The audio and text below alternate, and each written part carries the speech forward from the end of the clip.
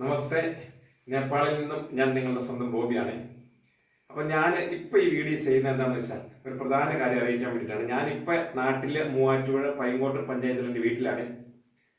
അപ്പോൾ നമ്മുടെ നേപ്പാളിലേക്ക് നമുക്കറിയാം ഒരുപാട് മലയാളികൾ വരാൻ ആഗ്രഹിക്കുന്നുണ്ട്, വന്നു പോയവരുണ്ട്.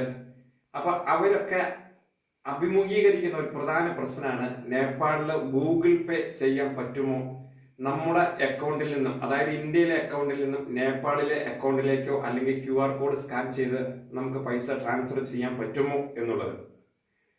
അപ്പോൾ ഞാൻ നിങ്ങളോട് തുറന്നു പറയുകയാണ്, നേപ്പാൾ എന്നത് ഒരു വിദേശ രാജ്യമായതുകൊണ്ടും വേറൊരു രാജ്യമായതുകൊണ്ടും ഒരിക്കലും നമുക്ക് ഗൂഗിൾ പേ അവിടെ സാധ്യമല്ല.